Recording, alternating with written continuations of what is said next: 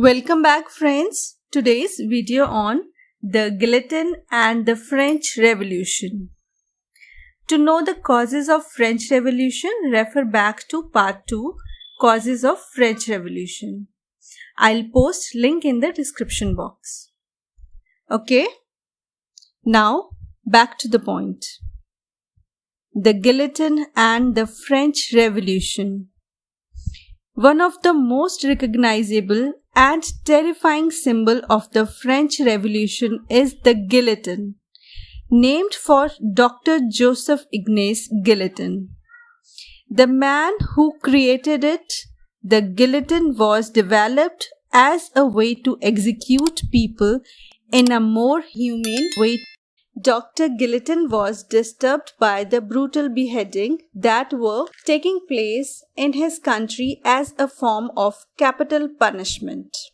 Up until the late 1700s, those sentenced to death by decapitation had their heads cut off by swords or axes. Dr. Guillotine believed that a machine could be created which would swiftly and effectively decapitate people, sparing them suffering or mangling during their death. Thus, in 1789, the guillotine was born, a tall mechanism that featured a sharp, heavy blade positioned at the top and the kneeling area for the people to stick their head through at the bottom. Once the blade came down, the execution was complete. Despite Dr. Guillotine's initial goal of creating a humane form of execution, the guillotine was used to kill thousands of people during the Reign of Terror. Among them were members of bourgeoisie, aristocrats, peasants, foreigners, and sympathizers of the revolution. The guillotine was also used to execute Louis XVI, Marie-Antoinette, and Maximilien Robespierre, the man responsible for the Reign of Terror. King Louis XVI, who had formerly been the absolute monarch of France but was reduced in stature during the revolution, he tried to flee the country with his wife Marie-Antoinette. They were unsuccessful in their attempt and didn't make it very far. In 1793, King Louis XVI was sentenced to death by the guillotine after he was found to have been conspiring with other countries and engaging in counter-revolutionary acts. He was found guilty of treason and later executed.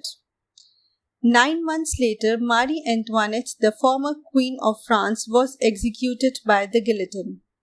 She was known and widely disliked for her opulent lifestyle and her extreme spending habits. For this reason, she earned herself a nickname of Madame Difficile.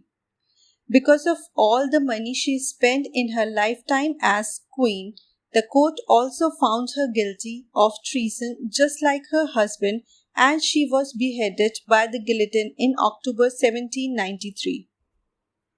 During the Reign of Terror, Maximilien de Robespierre made it his duty to seek out any individuals who disagreed with or criticized the French Revolution. Those who were found guilty of this behavior were thrown into prison or killed. His methods were deemed much too extreme to continue, and he was subsequently arrested by the National Convention.